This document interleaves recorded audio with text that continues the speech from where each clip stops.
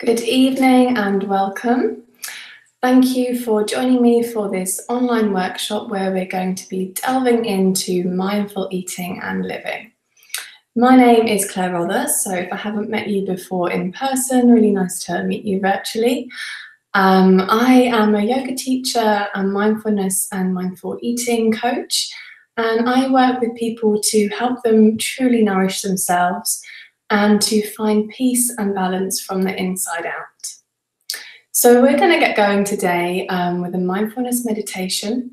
So I just want you to become comfortable in your chair.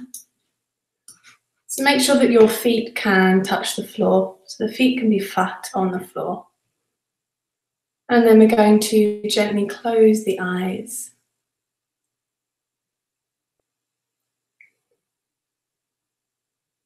And feel that you're sitting with a relaxed but a straight spine.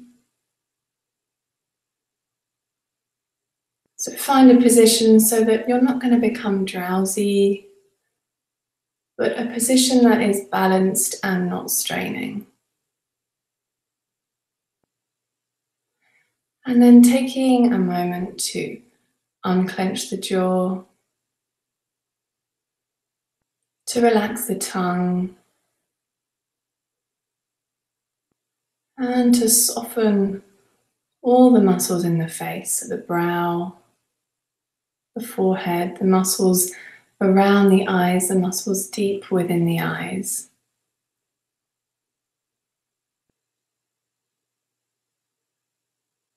And relaxing the shoulders, relaxing the chest and the abdomen.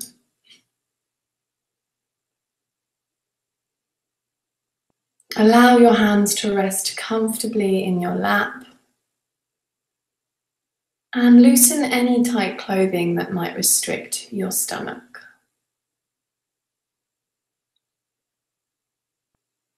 Simply allow your body to become still.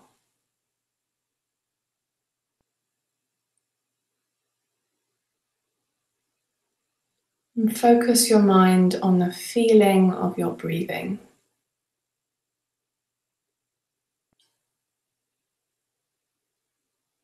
Begin by taking 2 or 3 deeper breaths from your diaphragm, letting the air flow all the way into your stomach without any push or strain, and then flow gently back out again.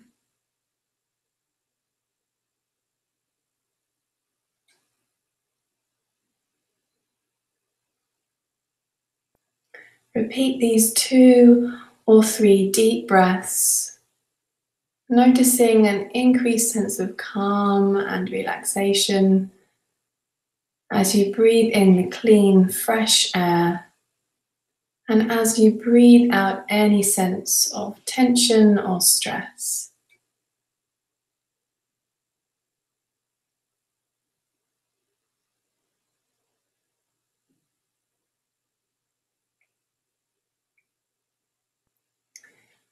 Now let your breathing find its own natural, comfortable rhythm and depth. And focus your attention on the feeling of your breath as it comes in at the tip of the nose, as it moves through the back of your throat, into your lower diaphragm, and back out again. Allowing your stomach to rise and fall naturally with each breath.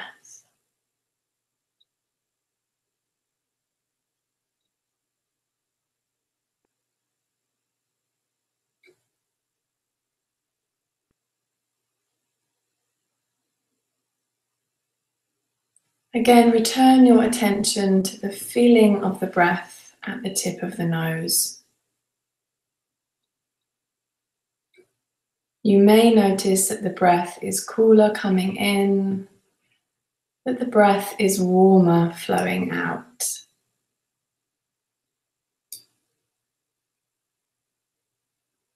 Allow your attention to be focused on your breath and away from the noise, the thoughts, the feelings the concerns that may usually fill your mind.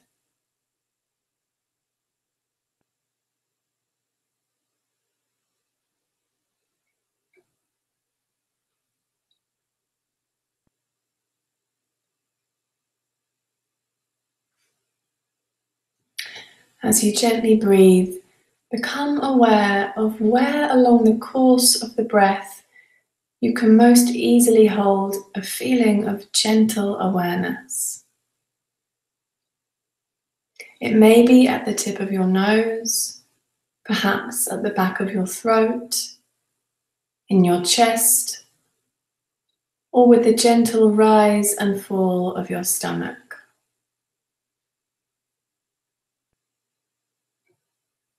Allow your attention to rest gently at that point as you continue to watch your breath.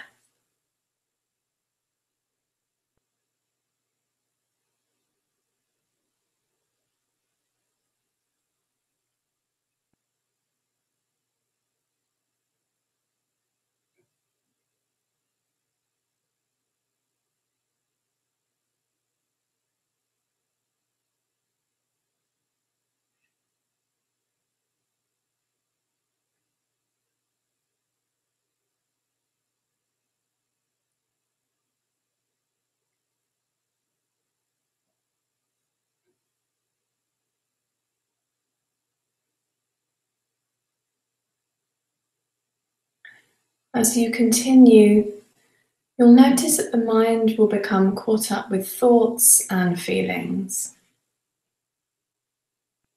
It may become attached to noises or perhaps to bodily sensations. You may find yourself remembering something from your past, perhaps thinking about the future or even flowing into fantasy. So this is to be expected. This is the nature of the mind.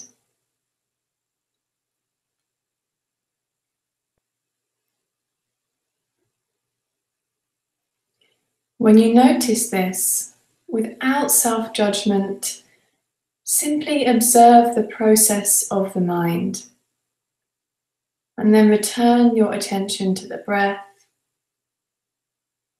simply riding with the flow of the breath, feeling it move in and out, freely shifting with a gentle, natural rhythm.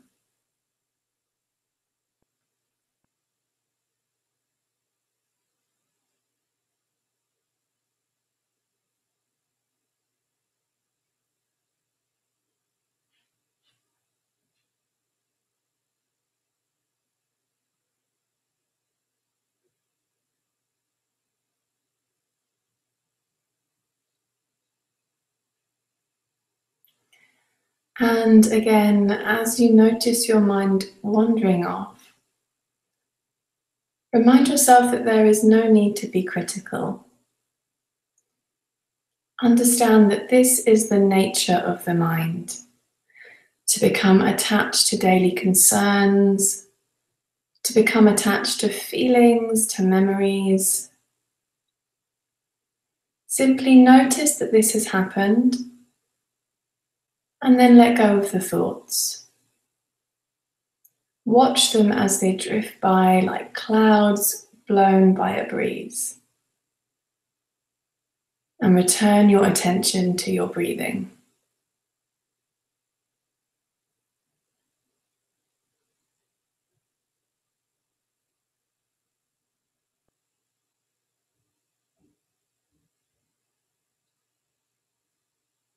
And if it becomes very difficult to not get caught up in thoughts, then let your mind gently count forwards from 1 to 10 with each breath, and then begin again. When your mind is quieter, again let it rest only on the feeling and the experience of the breath, or on whatever thoughts gently flow into the mind.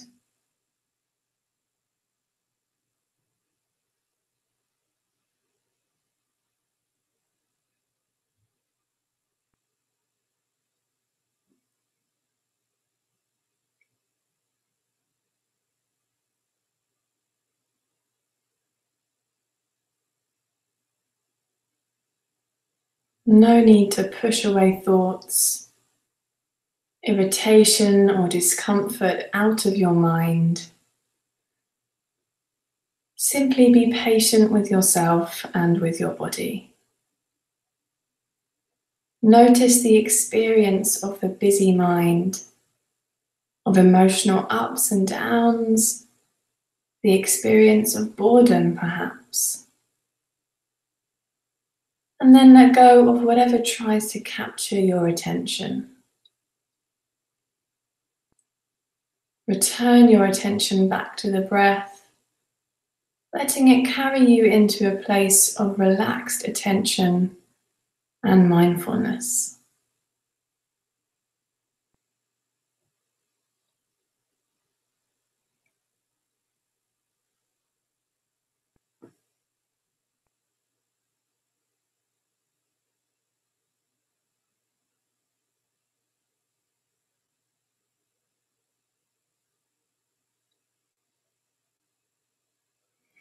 And now gently bring your attention back to just the breath.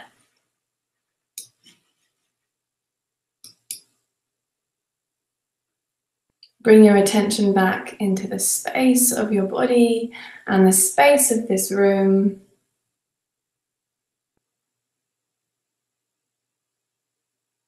Move around gently in the space of the chair. And when you are ready, open your eyes and gently stretch out.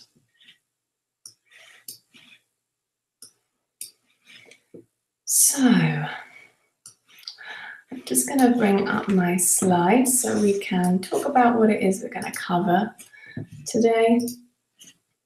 So hopefully you will have seen the email and you kind of know what you're in for today, but we're going to be looking at mindfulness and mindful eating. So addressing what is mindfulness and what are the benefits of mindfulness. We're going to experience a mindfulness meditation. So we've kind of just done that. We probably won't have time for another one because there's a couple of other exercises we're going to do. We're going to look at what mindful eating is and what are the benefits of that practice. And we're going to experience a taste of mindful eating practice. So for that, in the email, I asked you to bring 4 raisins. So hopefully you've got those. I'll give you a little moment to grab them before we do that practice if you don't have them with you now. And then we're going to look a little bit at the role of self-compassion, and we're going to do a self-compassion practice as well. So I just wanted to invite you to set an intention. Presumably you're here for a reason. There's a purpose why this kind of resonated with you or why you chose to give up your time and join me for this. So perhaps closing the eyes if you want to, or keeping them open, but just inviting you to set your intention for this hour or so that we're going to have together. So what is it that called you to do this, and what are you hoping to get out of our time together? So just taking a few moments.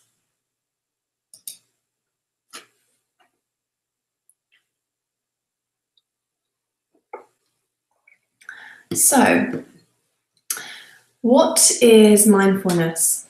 I think we've probably all heard of mindfulness, and definitely there can be some misunderstandings of what a mindfulness practice actually is.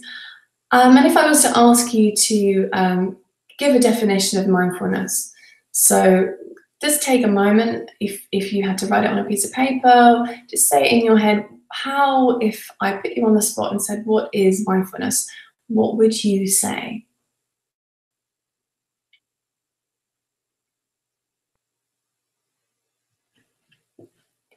Maybe you wouldn't know what to say, which is fine as well. Perhaps mindfulness is a really new concept to you, and maybe that's why you're here.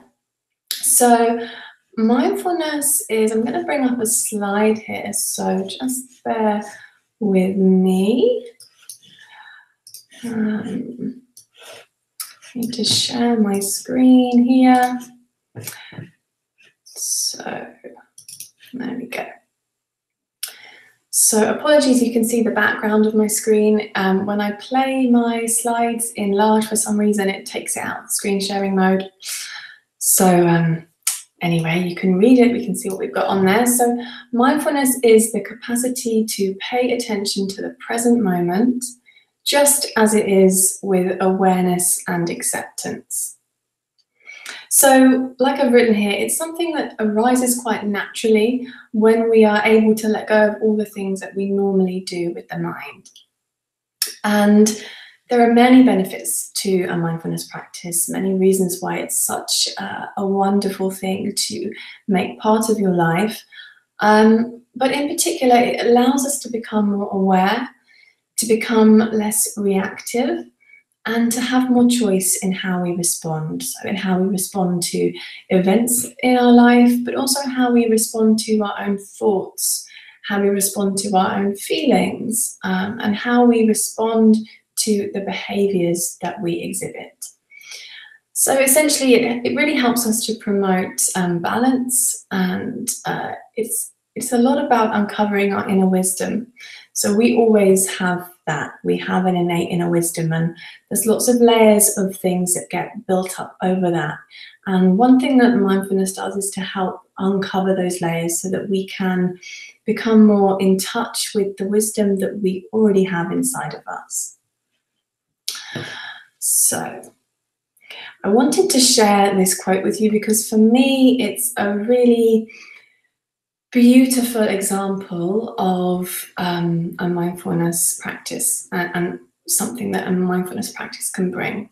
So you may have heard of Viktor Frankl. He wrote a book called Man's Search for Meaning.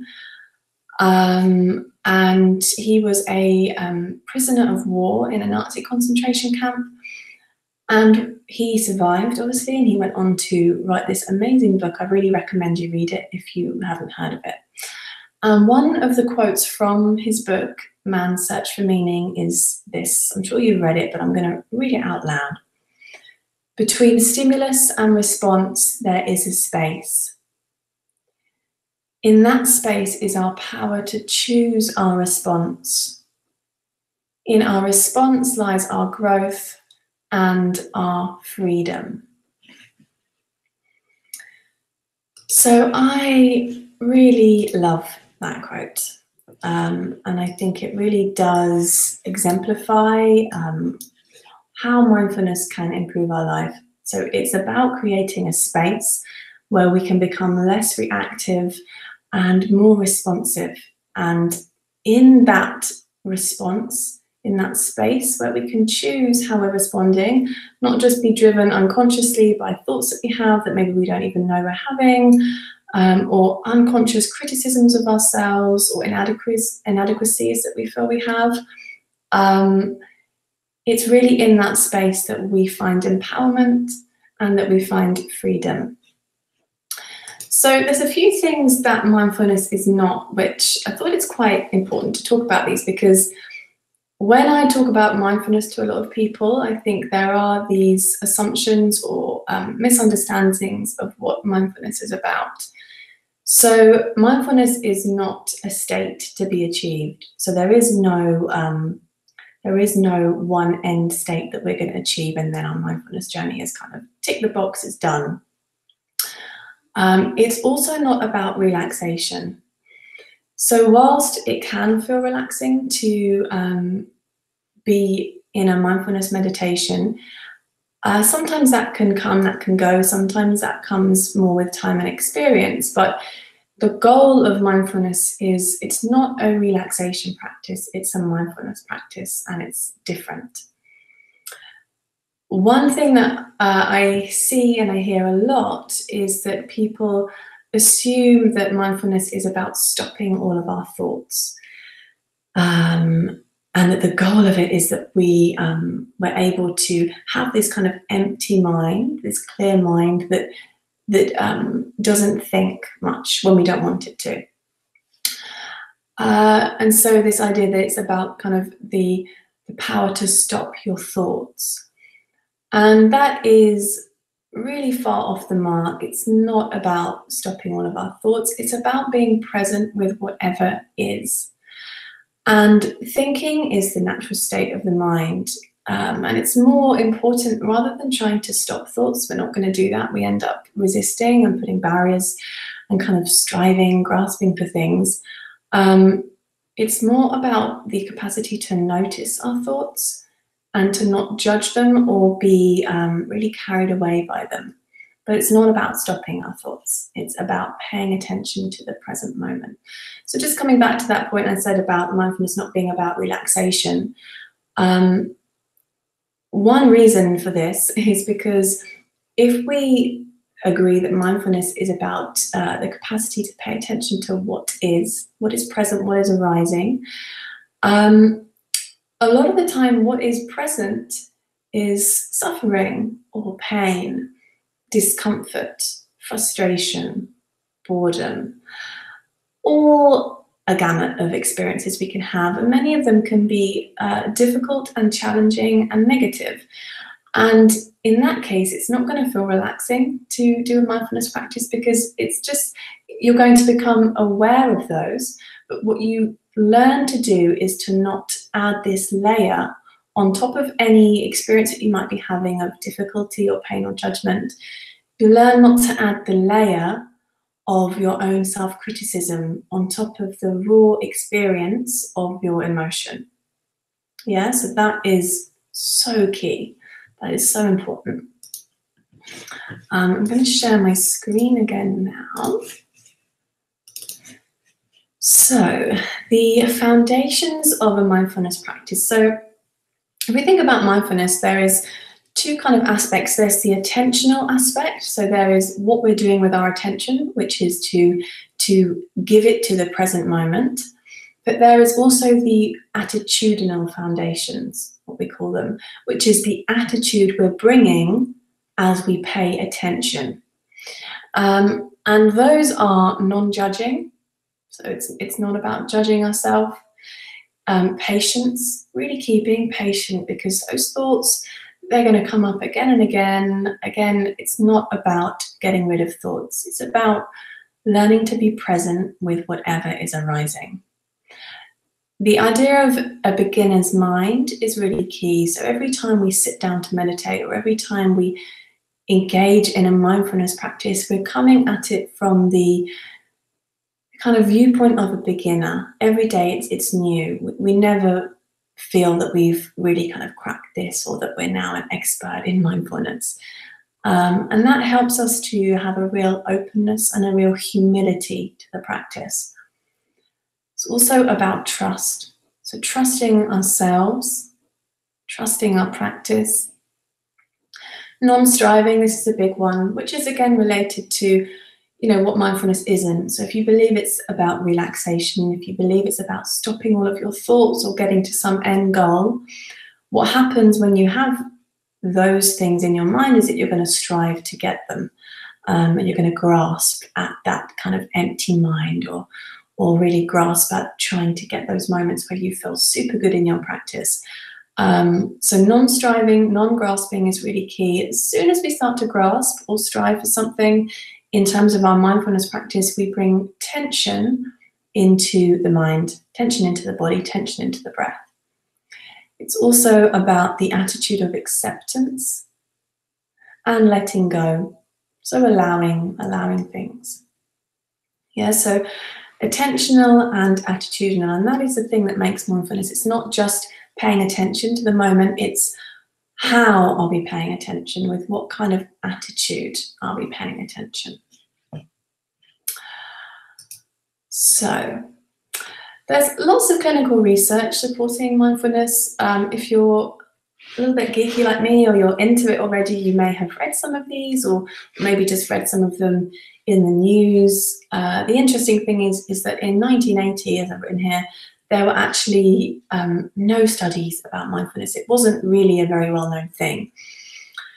And in 2013, there were 543 clinical research studies supporting the application of mindfulness. So I'm sure now we've moved on a few years, I don't have that statistic for 2019, but I'm sure it's probably at least doubled from 543. So every day there is new research being done, and we're really uncovering the richness and the benefits that this practice can bring.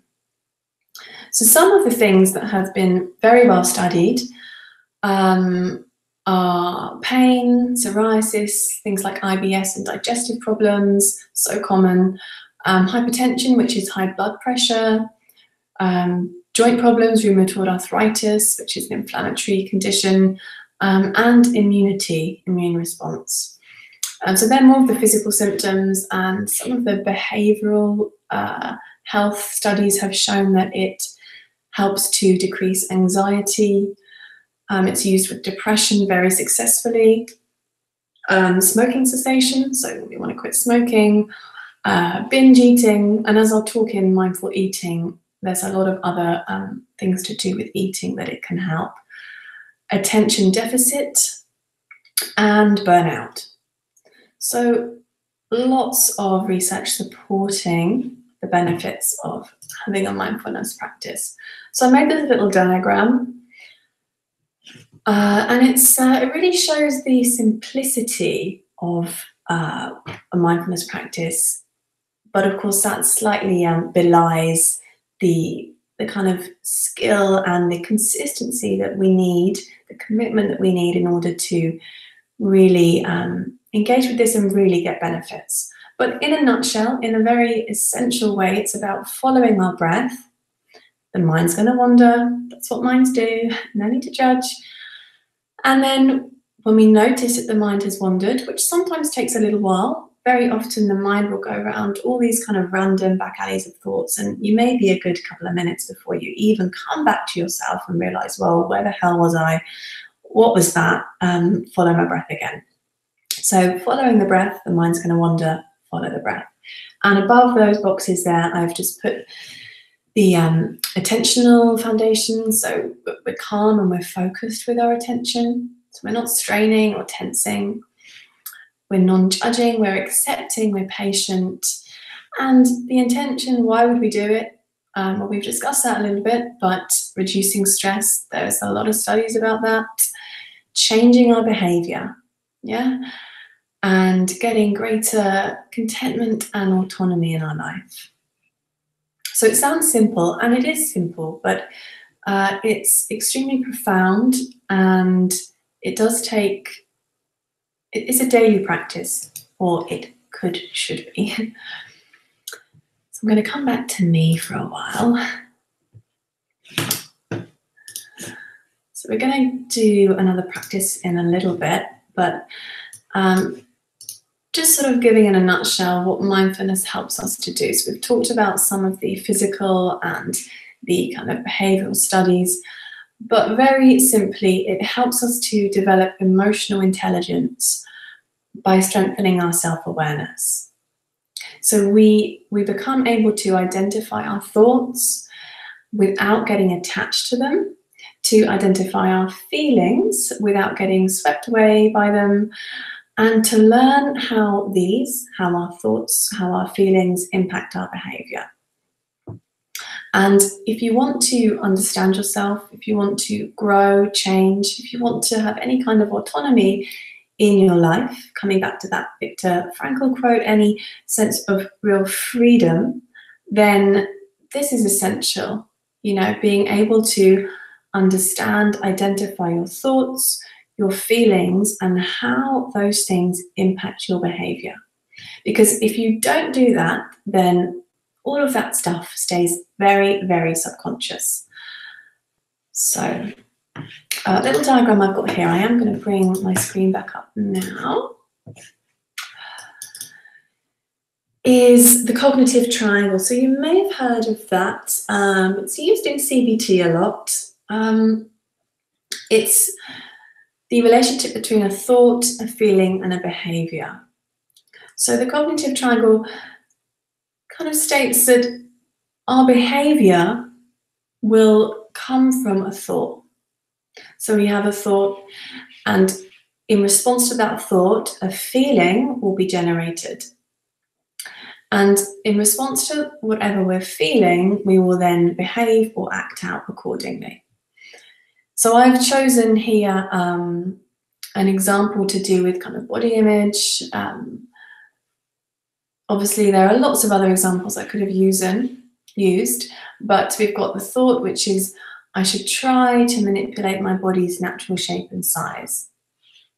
And that thought, which is usually unchallenged, this is the thing. So if we don't have a mindfulness practice, if we're not able to exercise that level of self-awareness, that thought that we have would remain unchallenged and unconscious.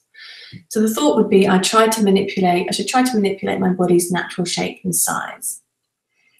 The feeling in response to that thought is that we would probably feel insecure, defeated, inadequate, hopeless, and perhaps angry. Again, that feeling, it would be felt in the body, but we probably wouldn't be able to give a name to the feeling. I've shared on my social media, there's some really interesting research showing that when we label a feeling, when we label an emotion, it helps to decrease activity in the part of the brain which is to do with fear and anxiety. So it's a really, really healthy thing to be able to stop, check in and say, I'm feeling disappointed, or this is anger I'm feeling. Because in the same way that many thoughts remain unconscious, many feelings remain unconscious. So they live in our bodies and they will make us act out in our behavior accordingly, but we would probably never be aware of what that feeling or that thought was.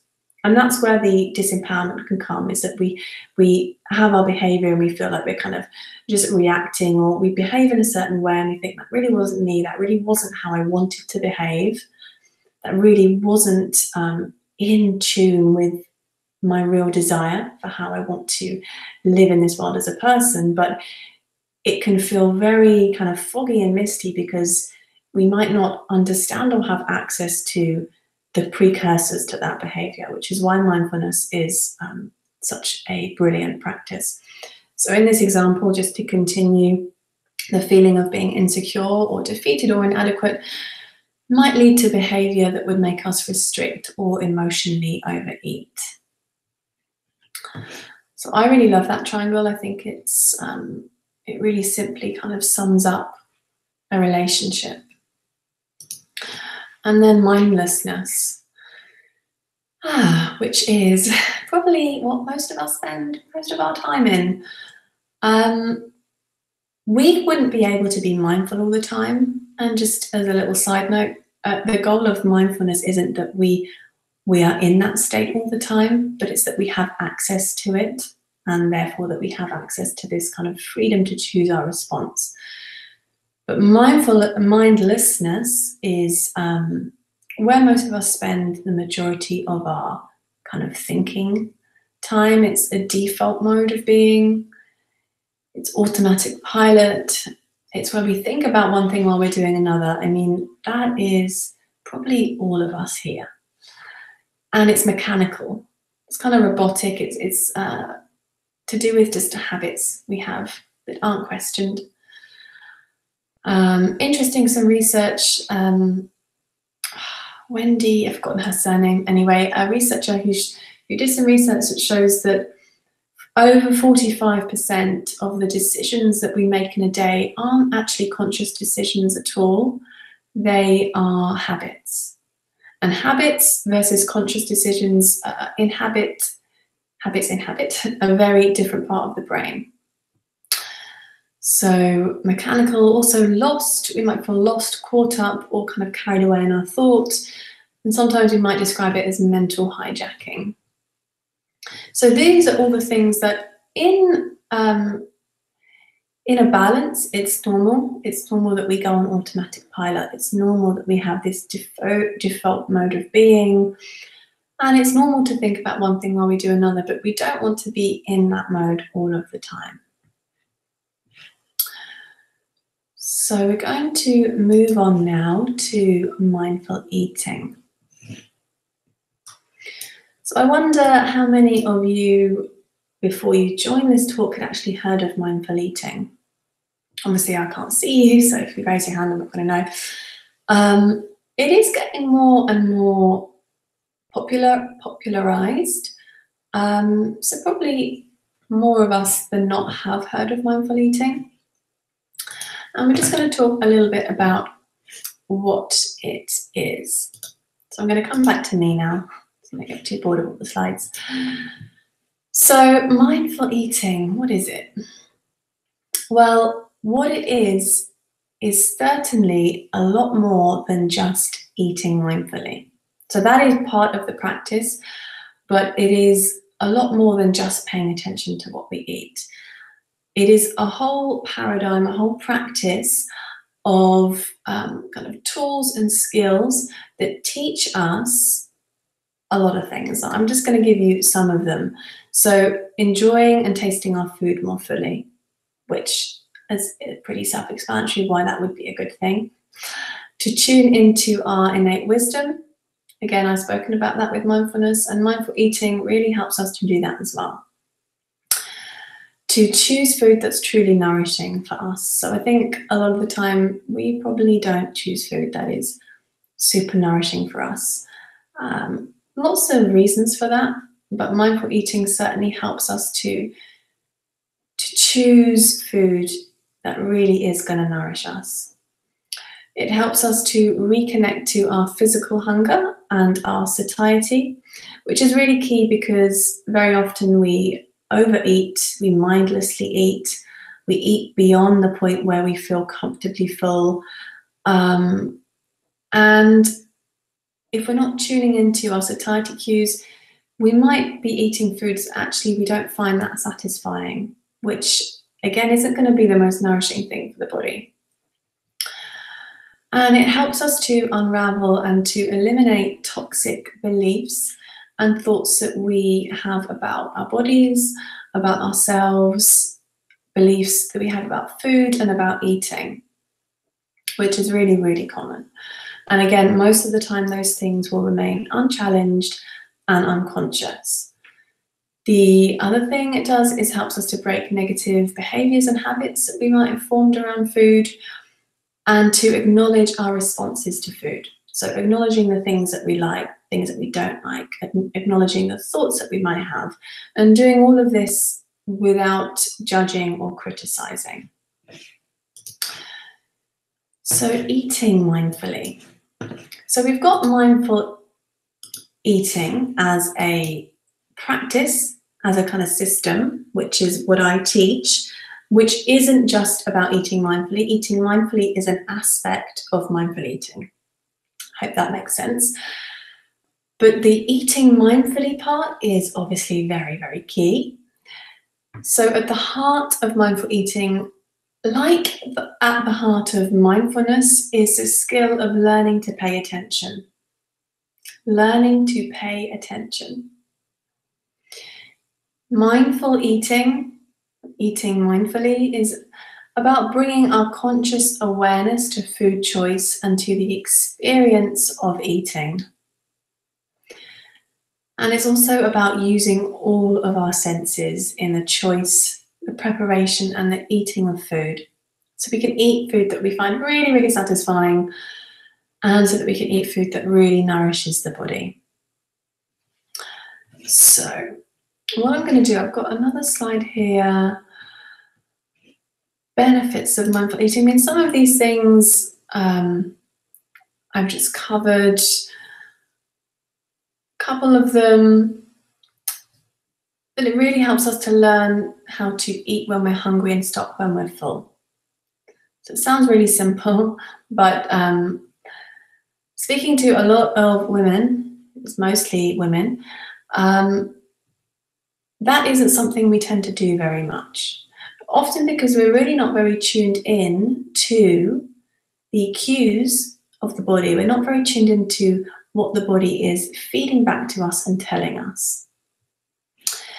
We also learn how to see how food affects our mood and our energy throughout the day. So food is so important. It's such a big part of our life, and it really does have a very big impact on our physical health, on our mental health, on our energy. We learn what foods truly nourish us and fuel us, and to truly taste and enjoy the food more. So there's some other things there. You can have a quick read through of those. A lot of those we've kind of covered in a previous slide. One thing that is really important I want to mention is that very often with mindful eating, you will lose weight. If you're overweight, you very often would lose weight. But it is not a diet. So the weight loss really comes from this tuning in, from this ability to learn when you're hungry, when you really need to eat food, to learn when you're full, when you want to stop eating food, and to learn how to eat foods that you find really satisfying and really nourishing. Because what tends to happen when you eat those kind of foods is that you naturally do not overeat. So that's some of the ways that a mindful eating practice, there is a lot of research about weight loss with mindful eating, about binge eating, about disordered eating, emotional eating. So we know that this practice really, really works, but it is not a diet, yeah, and it is not, the sole goal of it is not to lose weight. So I want to ask you some questions now. I'm going to read through some of these. Just a little bit of self-inquiry, a bit of self-reflection. So how do you eat now? I'm going to read through these and just see if you feel that any of them resonate with you, any of them are relevant to you, or parts of the paragraphs, sentences are relevant. The first one, I just enjoy, sorry, I meant to change this slide. Tearing or tearing. No, that should be eating, obviously. So I just enjoy eating, and I'd like to make more time to consciously plan, buy, make, and eat tasty, nourishing food peacefully and mindfully. And the next one is, I'm always dieting, I lose weight and then I gain it again. I'm unhappy with my weight, I compare myself to others, and I'm always trying some kind of diet. I'm confused and I want to find a new relationship to my body and food that truly nourishes me and allows me to enjoy myself and living more. So maybe some of that resonates with you.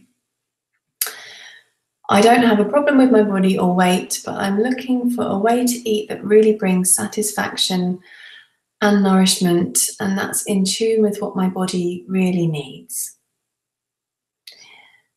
And finally, I'd like to find ways to care for myself and my body more, to improve my physical and emotional health, and to let go of negative judgment, and to take more pleasure in life. So they're just some of the ways that we kind of eat, some of the relationships that are very common, and the reasons that we might have for embarking on a mindful eating practice. So that's not an exhaustive list. Mindful eating skills. So like I mentioned before, come back to me for a moment. As I mentioned before, mindful eating is a practice. It's not just about eating mindfully, it's a whole practice of skills and tools that we learn. And these encompass mindful eating, so the actual eating of food mindfully, which is what we're going to experience in a minute.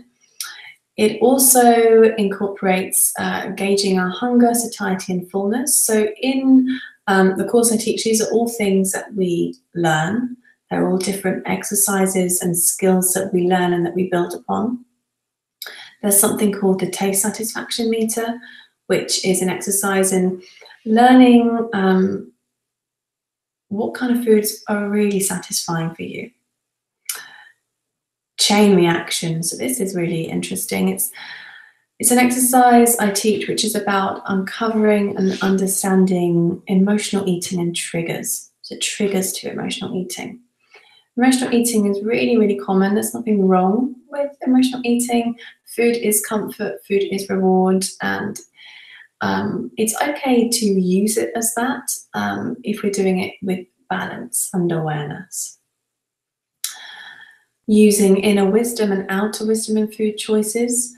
So there are lots of exercises we do to help cultivate the inner wisdom that we have, and teaching about outer wisdom, which is really using more of our kind of conscious decisions in how we're eating. So an example of that might be that we realize we're always eating when we're starving.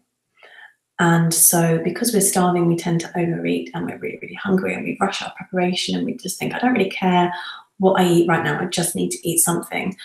And we could bring some conscious awareness to the fact that we're doing that, and then put steps in to stop us from eating when we're really at the point of like 9 out of 10, 10 out of 10 on our hunger scale.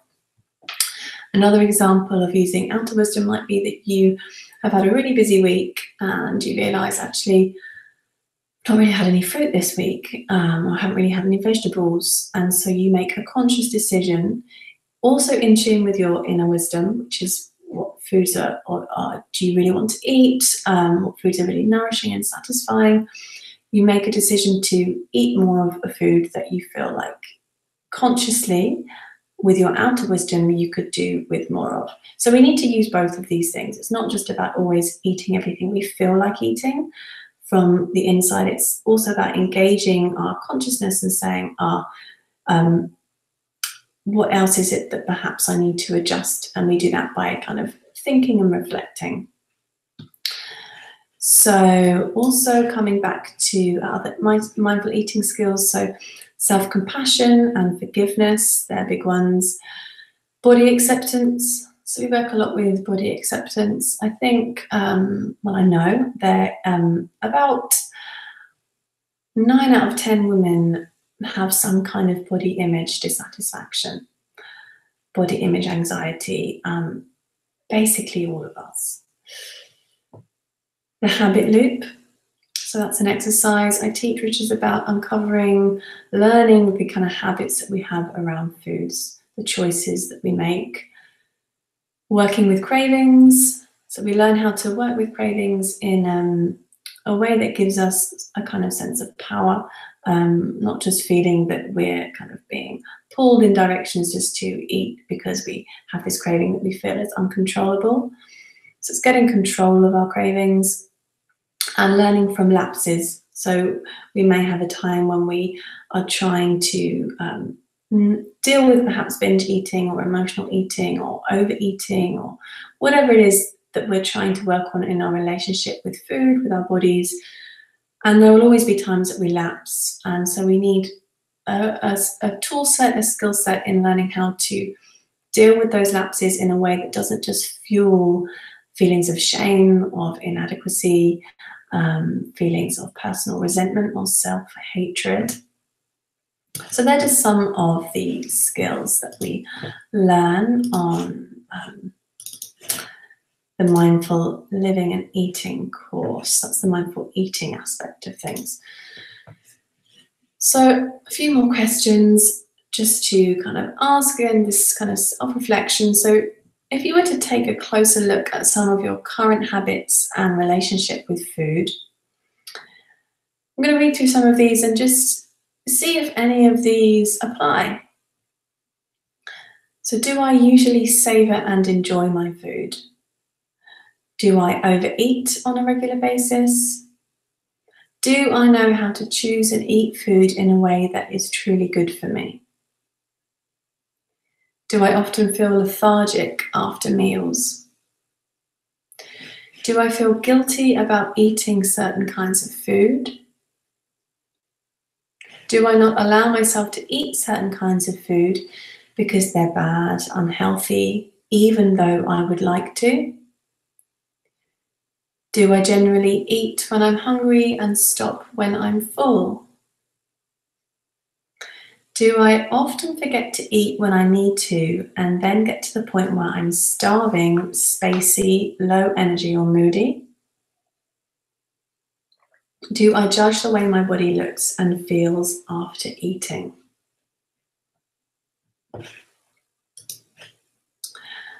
So our beliefs and our thought stories will impact our eating and also our digestion.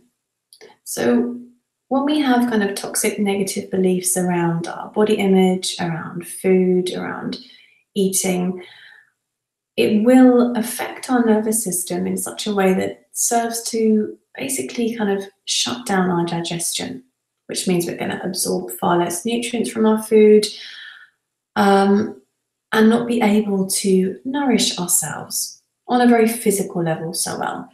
So there is a really direct link between our digestion and the beliefs and the thought stories that we have around food and our body image. So some of these beliefs and thought stories which are really common are that this is a bad food, I mustn't or shouldn't be eating it. This food is full of calories, it's not healthy, I'm not going to eat it at all, even though it does look delicious and I'd actually really love to. This food is so healthy, so I'm going to eat it, even though I would really like something else right now. I blew it, oh well, I might as well eat the rest. I should feel guilty for having 2 helpings. It's on my plate, so I'm going to have to finish it now, even though I'm really full. I mean, I think so many of these are probably resonating with a few of us right now. So we're going to delve straight into a mindful eating practice now.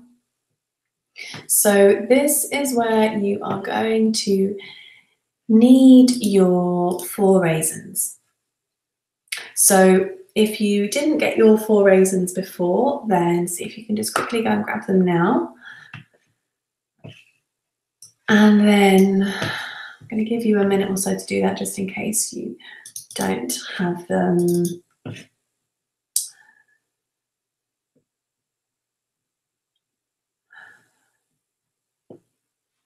And then we're going to begin.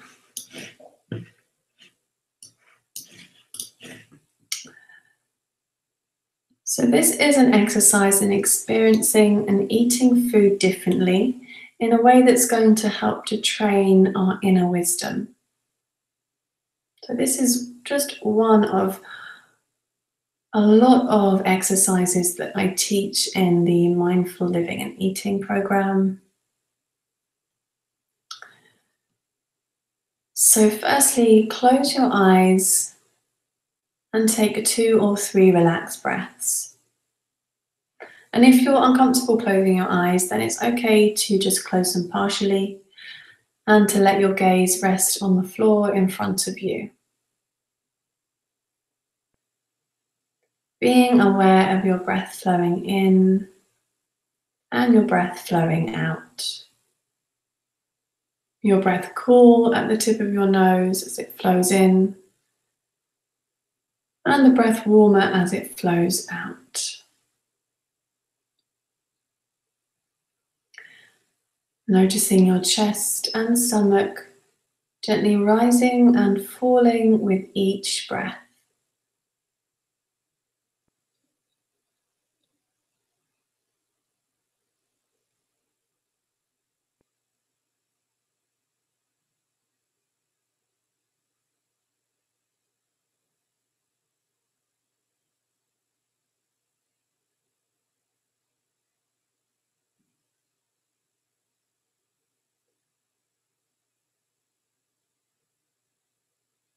Now open your eyes and take 1 raisin and look at it as if you have never seen one before.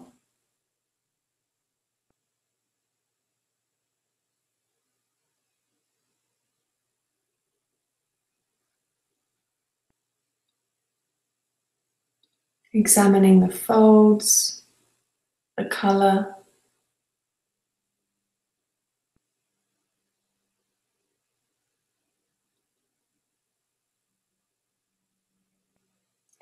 Now closing your eyes and taking several deep, relaxing breaths, becoming centered and relaxed.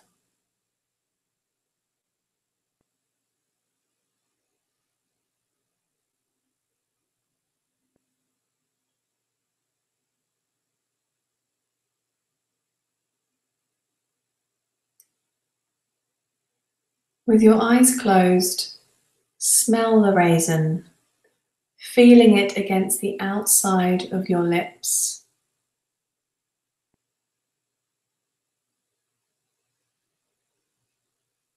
Being aware of any thoughts that come up about raisins or about food in general.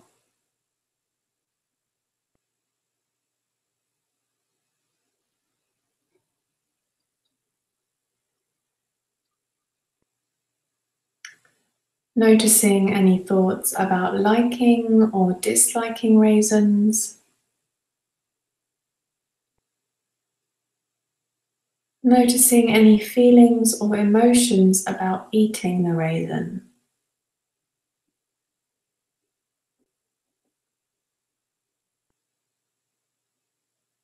Place it in your mouth, but don't chew it just yet. Notice how it feels in your mouth. Move it around in your mouth and notice the sensations.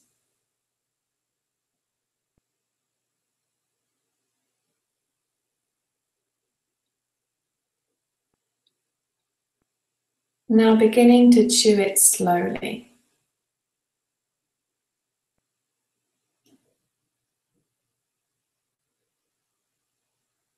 Experiencing the taste of one raisin. And noticing whether the taste changes as you bite into it. Very slowly chewing it, experiencing the flavor, the feel. Where in your mouth are you chewing it?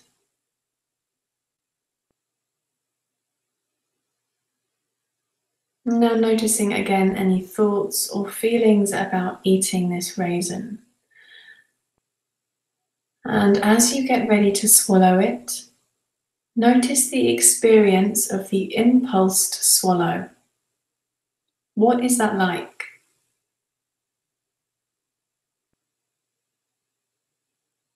And then swallowing when you're ready if you haven't already.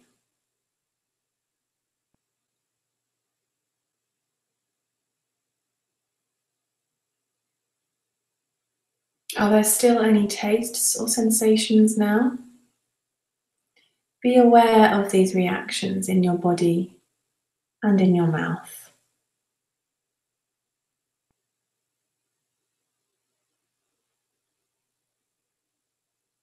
Now be aware that your body has taken in the weight and the food energy of one raisin.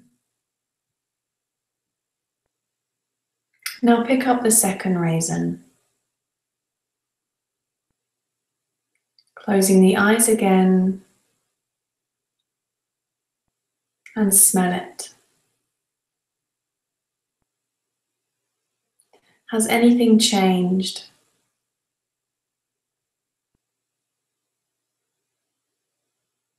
Be aware of whatever thoughts and feelings are now coming up.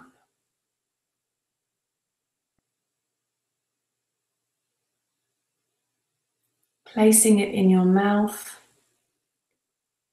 And again, watching the experience of this raisin. The taste, the texture.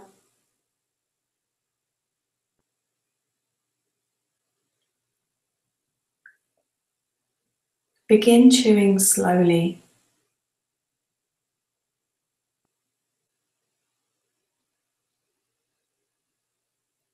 Observe any similarities or differences with the first raisin.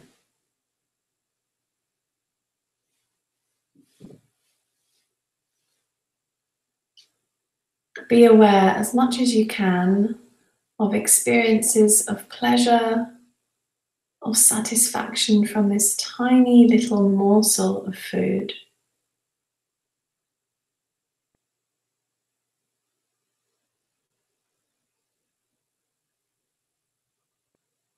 And when you are ready to swallow, do so. Noticing the point of swallowing when you can no longer feel the raisin going down the back of your throat. And now pick up the third raisin. And this time, lead yourself through examining and eating this raisin mindfully.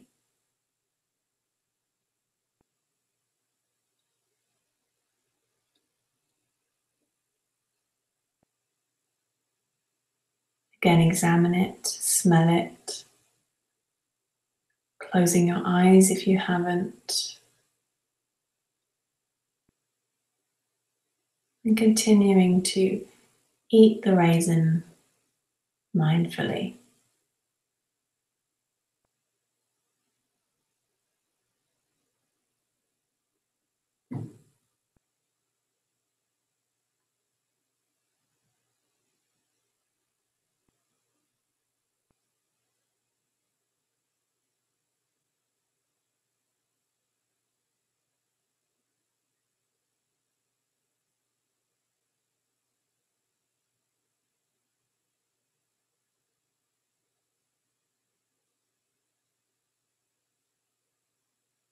And as you finish with the third raisin, what are you aware of?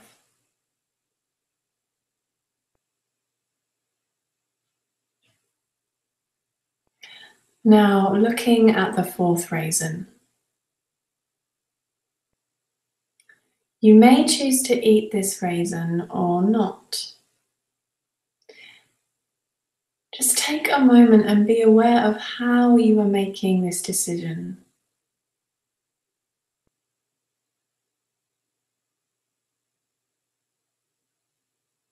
Now, if you choose to eat the raisin, again, lead yourself through the practice again.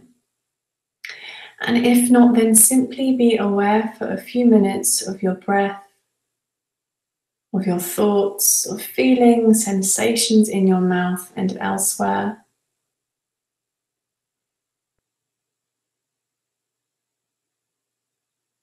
And whether you are eating the raisin or not, perhaps considering what you know about raisins and how this little piece of food energy came from where it was first planted and grown to where you are right now. Being appreciative of all the people involved in having that happen.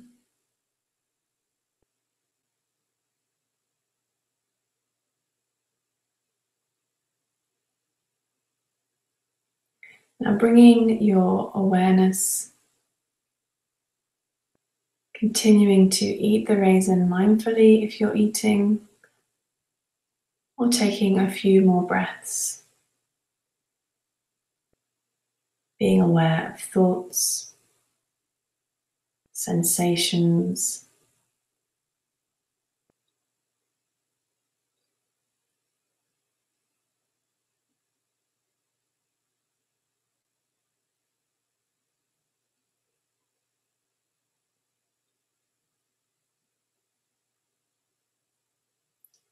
and now gather your awareness gently back onto your breath and take 2 or 3 breaths.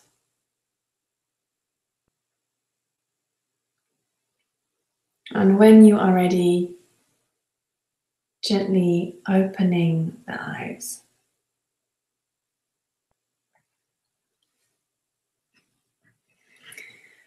And take a stretch out if you need to have a stretch. So when I first did this practice, my mind was blown. I had never eaten a food that mindfully, and I'd actually never noticed so many things about raisins. And yet it really, I felt like my whole brain was in my mouth. So hopefully you found that practice interesting. Hopefully you got a lot out of that, something at least. So we don't have much time yet. I'm just gonna quickly go over self-compassion and the role that plays in mindful living and eating. And then we're just gonna lead ourselves through a 5-minute self-compassion meditation. So what is self-compassion? Again, you probably heard of it. It's a little bit like it says on the tin. It is about being compassionate, kind, understanding, warm to ourselves. So it's about really treating ourselves with the kind of attitude, compassion, and understanding that we would extend to a really good friend. And in particular, it's about learning how to do that, especially when we are going through struggles, when we're feeling inadequate, and when we're experiencing challenging times, because those are the times when we tend to be really harsh, really self-critical, in a way that we would never dream of doing with a friend. And there are 3 components to self-compassion. So there, let me bring my slide up quickly.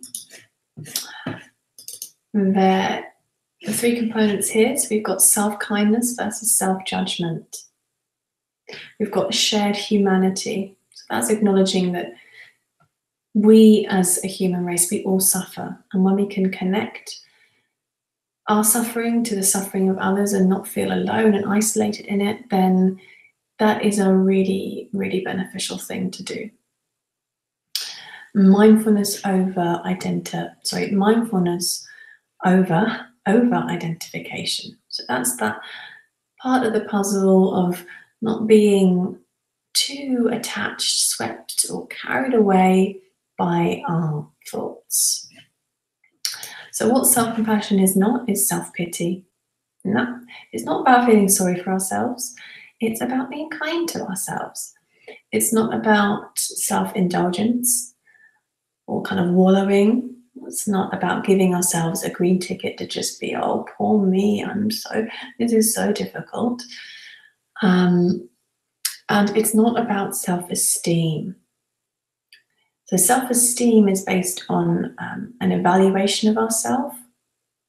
So we might treat ourselves or feel good about ourselves because we feel that we have some positive trait or that we've done something positive. So self-esteem is based on how we are evaluating ourselves, whereas self-compassion is based on just the idea that we deserve to treat ourselves nice, with kindness, understanding, not because we've done anything to be deserving of it, but just because we are a human, which means we suffer, which means we deserve to be treated with kindness. And the role of self-compassion in mindful living and eating, I mean, I could do a whole lecture on this, and in the course we do have a whole lecture on this, and a few different exercises that we touch on in different weeks.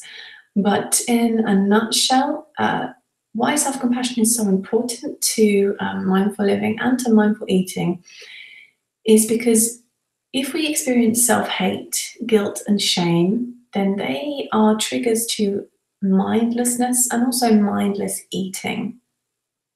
In that kind of thoughts, feelings, behavior triangle I showed you, the kind of thought that we should change our bodies, that we must look a certain way, leads to feelings of guilt and shame, which leads to behaviors to try to kind of escape those feelings, which tend to be negative, distracting kind of behaviors.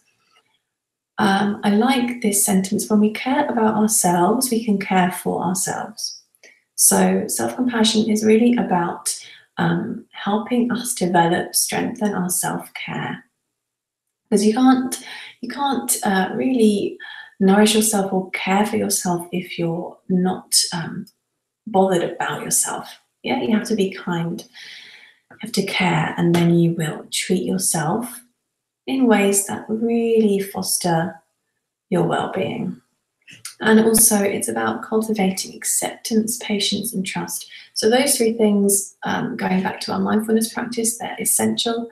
And they're also essential in our mindful eating and self-compassion. The practice, the tool, the skill of self-compassion helps us to cultivate those things. So we're going to end now with a self-compassion meditation. So again, just making sure that you're sitting comfortably, placing the feet flat on the floor, and then closing the eyes. So take a moment to relax your shoulders, your chest, your abdomen, and take 2 or 3 relaxed, deep breaths as you begin to center yourself.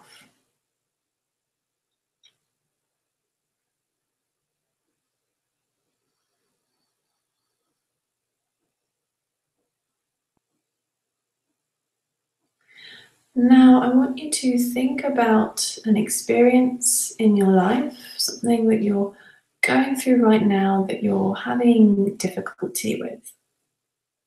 So something that perhaps you're struggling with, that is challenging or stressful.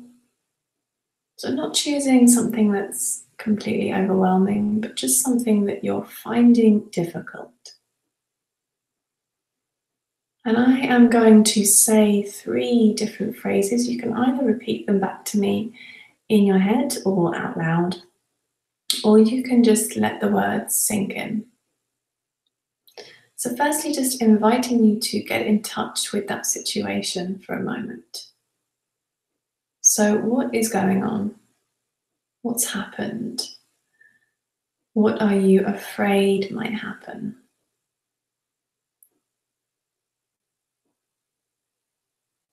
What's going on?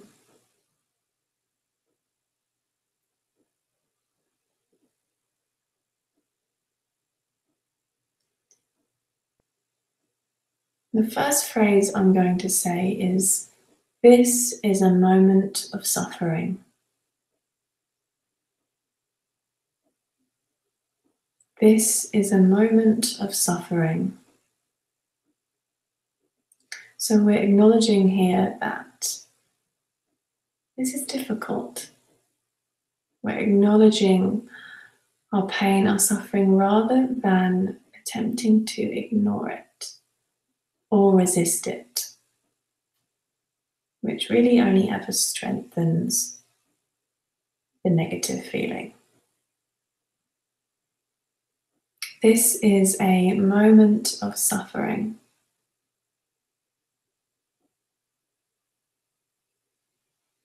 And the second phrase is that suffering is a part of life. Suffering is a part of life. So we're getting in touch with our shared humanity. Everybody suffers. It's nothing wrong or shameful or abnormal. Suffering is a part of life.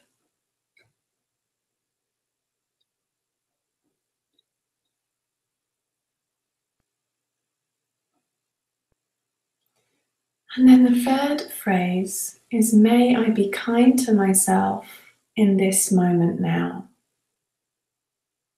So inviting you to place one hand on your heart or on any other part of the body that feels like a soothing, comforting place to rest your hand. Feel the warmth of your hand, perhaps feeling a sense of kindness and compassion for yourself streaming in through your fingertips. May I be kind to myself in this moment now.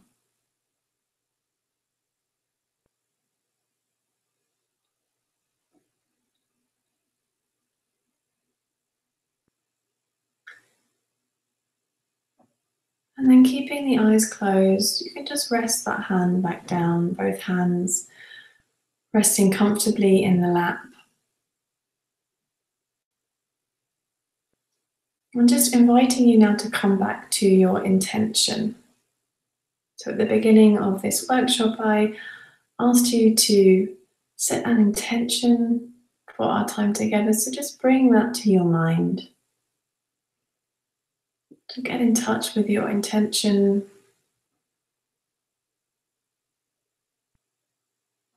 And then release it, let it go. Take 2 or 3 really nourishing breaths now into the belly. Belly rises on the inhale, belly falls on the exhale.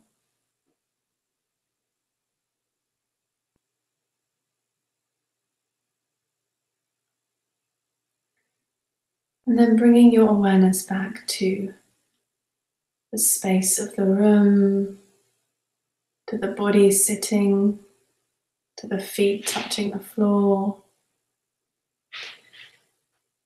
And then when you're ready, gently opening the eyes. And then as you wish, stretching out, moving in the space of the chair.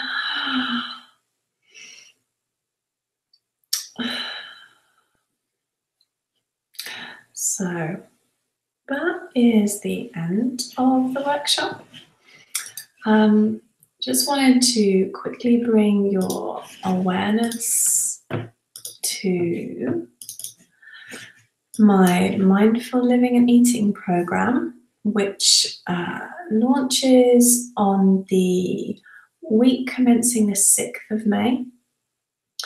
And it's a 12-week live interactive course that combines mindfulness meditation, mindful eating, and self-compassion practices.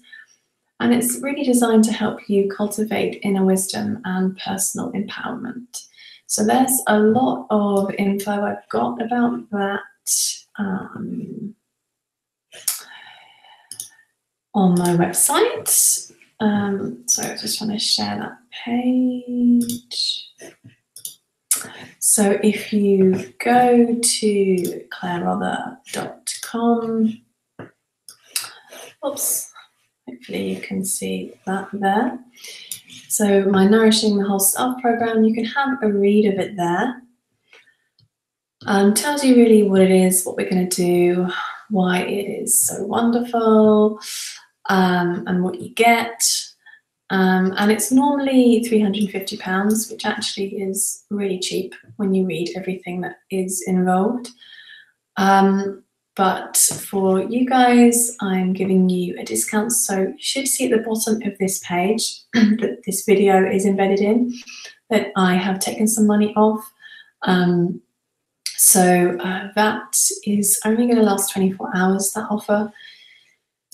So if you're interested, then I wouldn't dilly-dally. You can always send me an email if you've got any questions, or even if you want to arrange like a discovery call, I can have a 20-minute chat with you over the phone. If you want to ask any questions, if you're feeling like it's kind of right for you, but there's a few things you're perhaps not sure about. And as you'll see on here, I've got lots of different payment plans. So I run it as a group course, which is almost full, by the way. And I also run it as a personal coaching program. So you can read up about those different plans. And for both of those, I offer payment plans because I want to make it accessible to anyone who feels called to do it. So there are 3 monthly and 6 monthly payment plans, which make it really affordable.